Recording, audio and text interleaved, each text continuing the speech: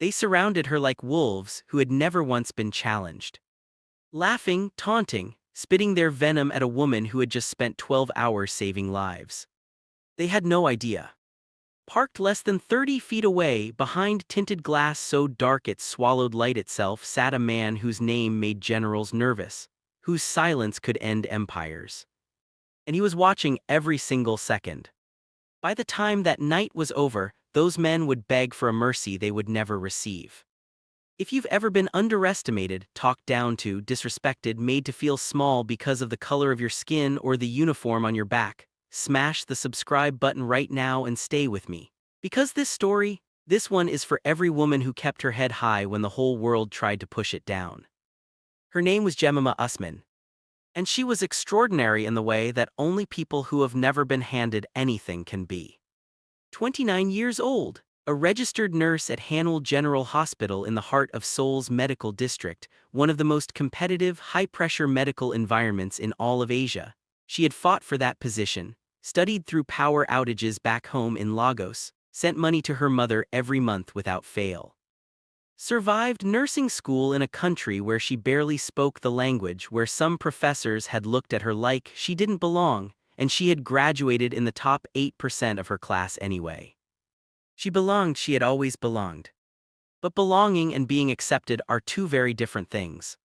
At Hanul General, she was the only black nurse on her floor, the only one who got double-checked by security when she walked through the staff entrance in scrubs with her badge clearly visible, the only one whose medical instructions got verified by less experienced colleagues before patients followed them. Her supervisor, a sharp-faced woman named Nurse Beak, had a special talent for making Jemima feel invisible, assigning her the most grueling overnight rotations, leaving her off the group chat for schedule changes, smiling at every other nurse like they were her daughters while looking through Jemima like she was made of fog.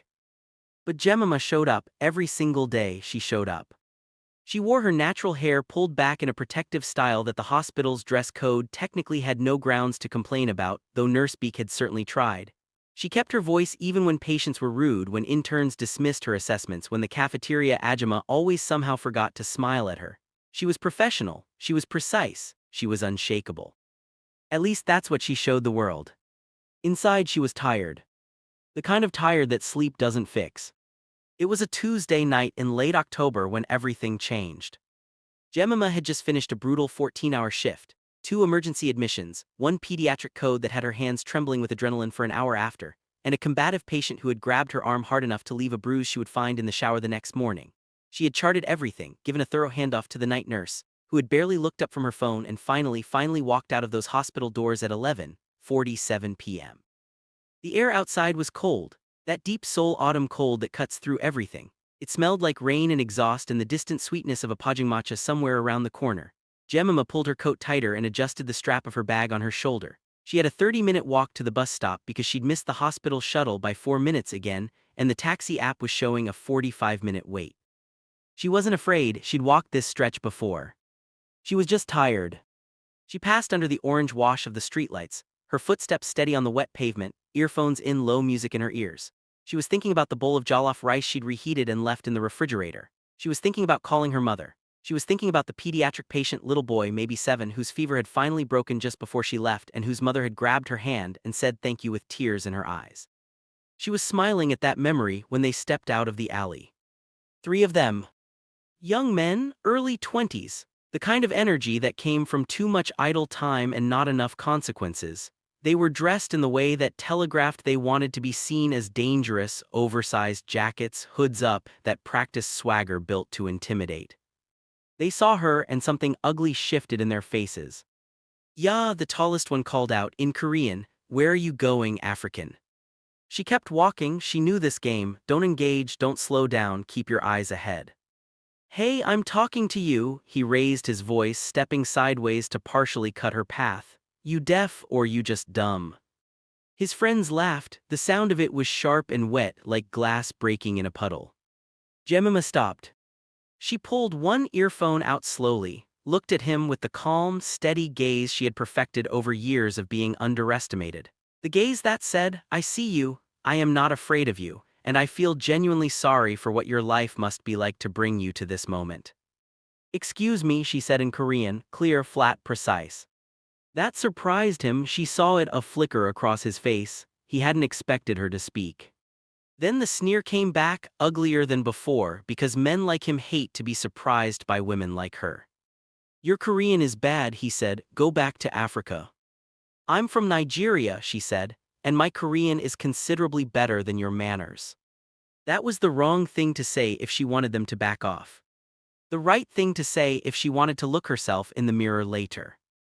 The tall one moved closer, too close. His energy shifted from posturing to something harder, something that made the hairs on Jemima's arms rise under her coat.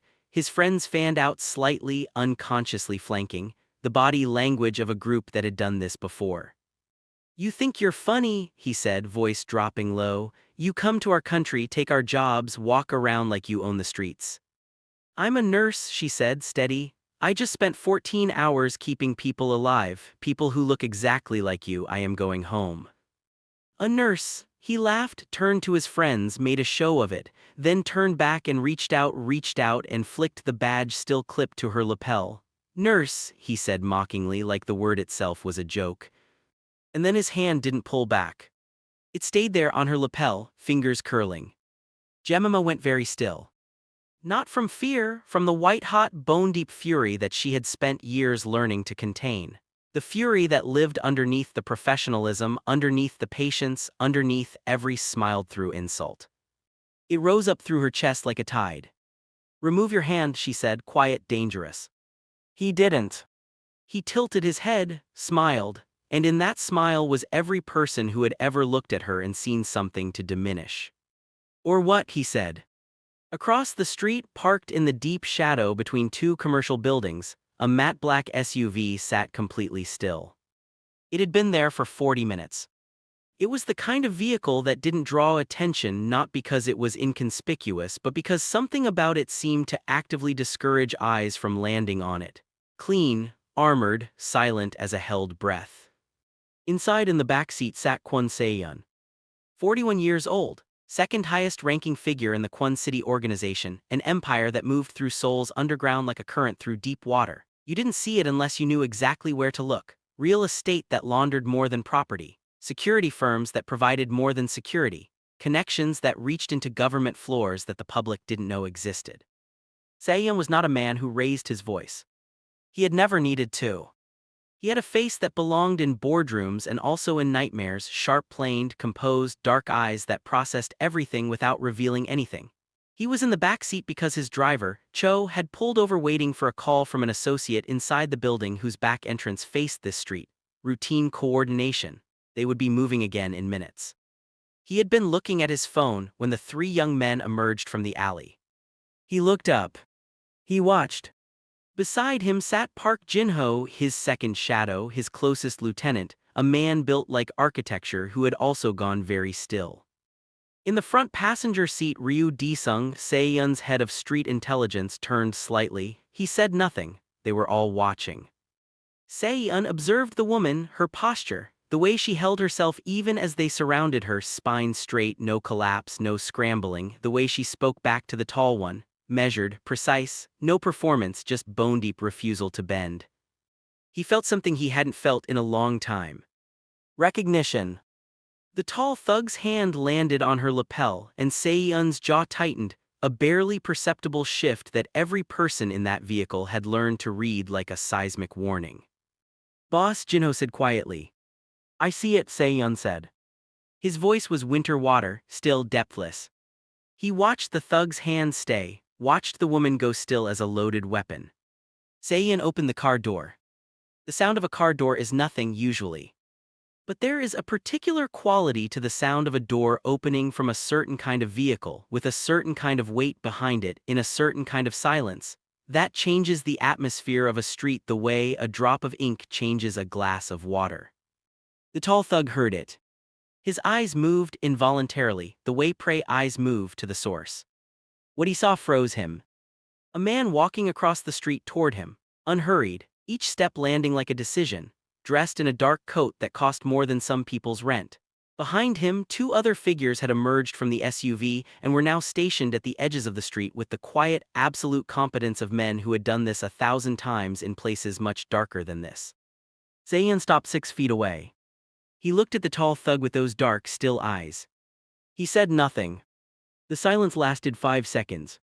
To the tall thug, those 5 seconds felt like standing at the edge of a very deep drop. "Let go," Zayan said, 2 syllables, barely above conversational volume. The thug's hand fell away from Jemima's lapel instantly, the kind of instant that bypasses thought and goes straight to the nervous system. His friends had gone completely silent. The swagger, the posturing, the ugly shared cruelty, all of it had evaporated. Because they were young men who pretended to understand danger and they had just been introduced to the actual thing. Jemima turned. She looked at the man who had appeared beside her and something in her chest did something complicated. He was cold, composed, frightening in a way she couldn't fully articulate, but the fear she felt was not directed at her. She could feel the direction of it. She had 12 years of reading rooms, reading energy, reading the difference between a storm heading toward you and a storm heading over you. This storm was not for her. Zayan glanced at her badge, her name, her title. Then he looked back at the three young men. "You put your hands on a nurse," he said, calm, almost conversational, "after her night shift," a pause, "in my district." The tall thug's mouth moved, nothing came out. "Names," Zayan said to Jinho, not to them. Jinho already had his phone out. He had photographed all three of them in the time it took to cross the street.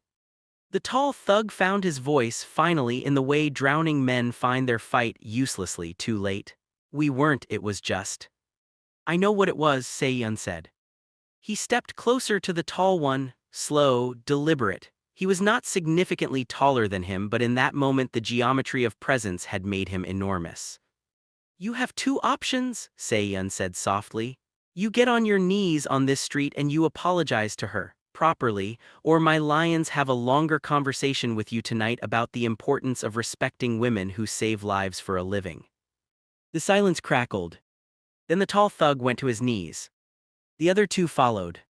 Jemima stared, her heart was hammering, but her face, her extraordinary, composed, exhausted face, remained still. "I'm sorry," the tall one said, he was shaking. "I'm sorry I." "Not to me," Zayan said, to her. He turned his eyes to Jemima, waiting. Jemima looked down at the young man on his knees before her on the cold, wet pavement of a Seoul street at midnight. She looked at his shaking hands. She thought about the 14-hour shift, the bruise forming on her arm, every double check, every invisible slight, every smile looked through. "Look at me," she said. He looked up. "I am a nurse," she said. "I have saved lives tonight that belong to people who have treated me exactly the way you just did. I will go to work tomorrow and I will save more. Not because the world deserves me, because I am who I am regardless of what the world is." She paused. "Don't you ever put your hands on a woman again, on anyone, not because you're afraid of whoever this man is, because it is wrong. Do you understand?" "Yes," he whispered. "Yes, I understand." "Good," she said. She looked at Zayan. "Thank you." He studied her for a long, unreadable moment. "My car is warmer than the bus stop," he said. "My driver will take you home." She should have said no. Any reasonable person would have said no. "I don't know you," she said. "Kwon Se-yeon," he said, "and your nurse Jemima Usman, you work at Hanul General. You've been there 3 years." A pause. "I know the hospital, I have a stake in the building." Her eyes narrowed. "That's not reassuring." Something moved across his face. So subtle, so fast, if she hadn't been trained to read micro-expressions in patients, she would have missed it entirely. It was almost a smile. "No," he said, "I imagine it isn't." She got in the car. She told herself it was because her feet hurt, because it was cold, because 3 men were still kneeling on the pavement behind her, and somehow that made the vehicle feel safer than the street. The SUV was silent and warm and smelled faintly of something expensive, cedar, black pepper, something she couldn't name. She sat in the back seat, Saeum beside her with a careful, deliberate distance between them. Jinho had disappeared. She would learn later that he stayed behind to deliver a more private and lasting message to the 3 young men about the consequences of repeat behavior. For the first 10 minutes of the drive, neither of them spoke. She watched the city move past the tinted glass. Seoul at midnight was its own world, neon reflections on rain-slick streets, the Han River glimpsed between buildings like a silver secret, convenience stores burning bright as small suns in the dark. "You didn't panic," he said. She glanced at him. "What?" "When they surrounded you," his eyes were forward, hands still, voice measured. "Most people would have panicked." "I work in an ICU," she said. "Panic is a luxury." Another one of those almost movements on his face. "How long have you been in Seoul?" he asked. 5 years. "And how long has it been like that for you?" She looked at him directly. He was watching the road. His profile was severe and somehow also infuriatingly, extremely well constructed. "Which part?" she said. He turned, met her eyes, "All of it." She held his gaze for a beat, too. "Since before Seoul," she said finally. "Seoul just has a different accent." He said nothing, but something in his expression shifted deeper, less composed, like something old and shared had just been acknowledged between two people who had both learned to carry weight without showing it. "The hospital," he said after a moment, "Nurse Beak." She stiffened. "How do you?" "I told you I have a stake in the building." His voice was even. "I also have eyes." "You've been watching my workplace." "I've been watching my investment." A pause. "I noticed irregularities in staff treatment patterns about 6 months ago. Your name appeared frequently." Another pause. "In ways that had nothing to do with performance." Jemima was quiet. "I don't need rescuing at work," she said carefully. "No," he agreed, "you don't." The silence stretched. "But equity reviews of staff treatment," he continued, "are within the scope of a major stakeholder. I've requested one. It begins Thursday." She stared at him. "You," she stopped, started again. "You did that before tonight." 3 weeks ago." She didn't know what to do with that. The information sat in her chest strangely, warm and sharp at the same time. "Why?" she said. He looked at her again, for longer this time. "Because some things are wrong," he said, "and I was in a position to address them, that's all." It wasn't all. She could feel that it wasn't all. But she also understood the language of people who protect by doing rather than by explaining, because she spoke it fluently herself. The car stopped. She looked up. Her building, her street, the small convenience store on the corner where the Halmioni owner always gave her an extra rice ball because she'd helped her grandson's paperwork once. "How do you know where I live?" she said. "I own the building," he said. She closed her eyes briefly, opened them. "Of course you do." "The third-floor heating issue in your unit was repaired this morning," he said, like this was completely normal. "The maintenance request had been pending for 9 weeks. That's been addressed as well." She turned to face him fully. "Are you telling me that my landlord has been ignoring my heating request for 2 months and my landlord is also you and you just fixed it tonight?" "The management company handles day-to-day." "That is not the point." "No," he said, and this time it was definitely a smile, brief and devastating, there and gone like lightning. "I suppose it isn't." Jemima looked at this man. This strange, cold, powerful, apparently omnipresent man who had stepped out of a shadow vehicle to put 3 thugs on their knees, arranged a workplace equity review 3 weeks ago, and fixed her heating, apparently, this morning. "Kwon Se-yeon," she said. "Yes." "What exactly do you want from me?" He was quiet for a moment. In the silence, she heard the city breathe. "I want to know," he said carefully, "if I can take you to dinner, on a day when you haven't just worked 14 hours and been harassed in the street, a beat. Somewhere decent, if that is something you would consider." She looked at him for a long time. "I don't do well with men who keep information from me," she said. "Understood." "Or men who think protection is the same as possession." Something in his eyes deepened, a kind of respect so genuine it was almost tangible. "Also understood."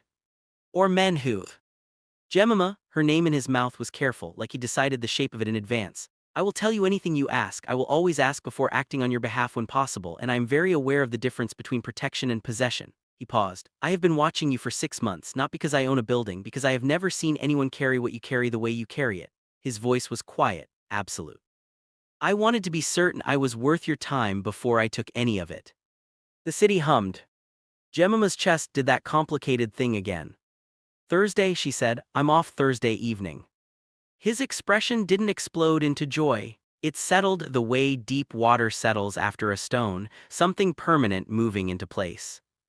Thursday, he said.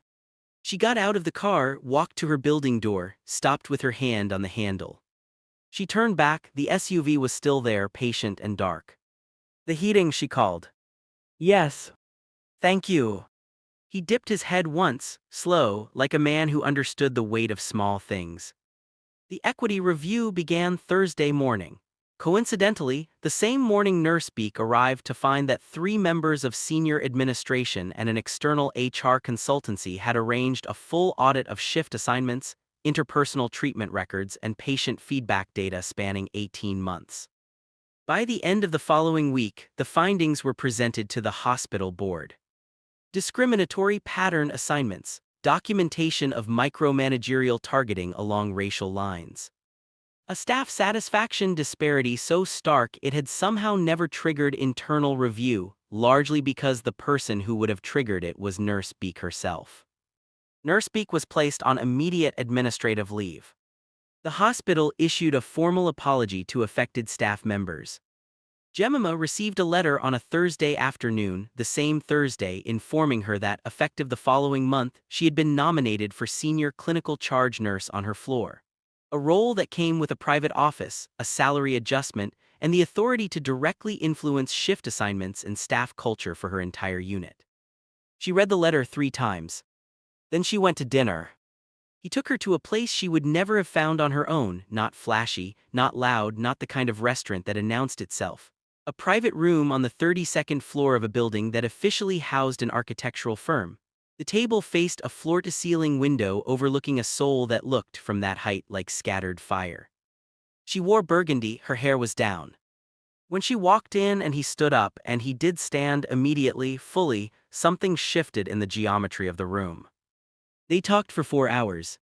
He told her about his father, about the organization he'd inherited at 32 when a bullet had done what years of rivals hadn't, about the weight of being the kind of powerful that couldn't be laid down, about the loneliness that lives at the top of things.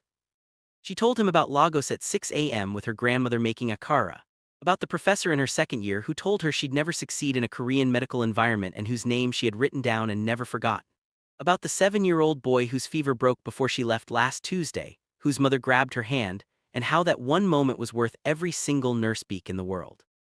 He listened the way people who have been in power for a long time rarely listen, without waiting for his turn to speak, with his whole, still attention on her.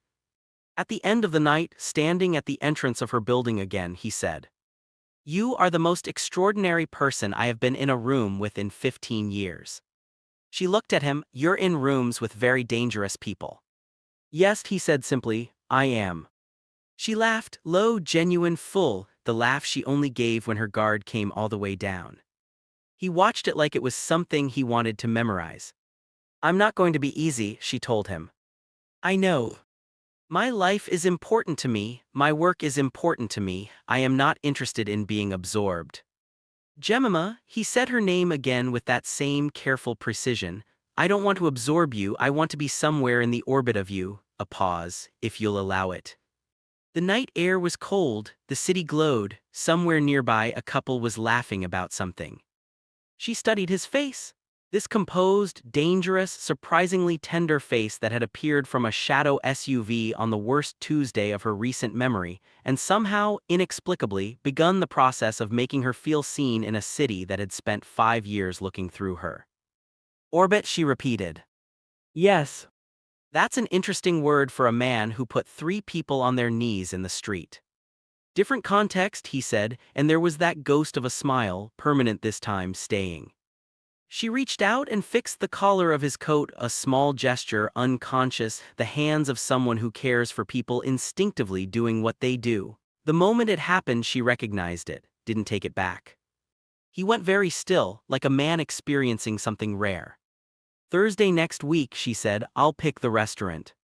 The stillness in him released. Something warm and human broke through that composed exterior for just a moment, enough to see it fully, enough to know it was real.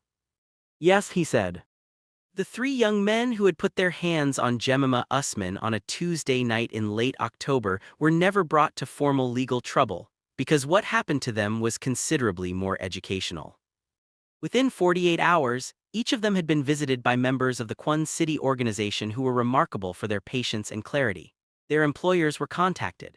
Their families were spoken to respectfully, calmly, with the kind of gravity that leaves marks. Community service arrangements were made with organizations that support medical workers and abuse survivors in Seoul. They completed every hour.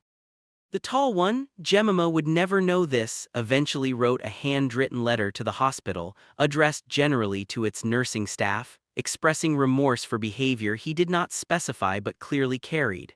It was posted on the staff bulletin board by someone who thought it mattered. Nursebeak never returned to the floor. The 7-year-old boy with the fever came back 6 weeks later for a follow-up appointment and asked specifically for the nurse with the pretty hair. He gave her a drawing he'd made, a woman in white with a glowing circle around her, which he explained very seriously was her superhero version. She put it on her new office wall, right next to her nursing license, right next to her name on the senior clinical charge nurse plaque. Jemima Usman, who had spent 5 years in Seoul being looked through, who had shown up every single day anyway, who had stood on a cold Tuesday night with someone's hand on her lapel and said, "Remove your hand," because she was not built to bend. And who was about to build something in this city that would last. With or without the dangerous, cedaran black pepper-scented man who was currently arranging his entire considerable empire around her orbit. Though truthfully, she was going to let him try. The city glowed, the river ran, and somewhere in Seoul, a woman who had been overlooked her whole life was finally, powerfully, beautifully seen. Now I need you to get loud in those comments because this story deserves it. Would you have gotten in that car? After everything she'd been through, was getting in the SUV with Kwon Se-yeon the brave move or the crazy one? Tell me honestly. Ladies, if a man had been quietly fixing your world for 6 months before you even knew he existed, would that feel romantic to you, or would it give you the ick? Because I need to know where you stand on this. And what about Jemima's words to those men on their knees, not because you're afraid of whoever this man is, because it is wrong? That line, does that not say everything? Drop a fire emoji if Jemima is the kind of woman you aspire to be or already are. What's the wildest story you've heard or lived of someone being underestimated and then absolutely rising? Because the comments section is about to become a testimony service and I am here for every word of it. Drop everything below, like this video if Jemima deserved every single thing she got. Subscribe because there are more stories like this one waiting, stories about women who kept going when the world said stop, and the extraordinary things that happened when the right person finally paid attention. See you in the next one.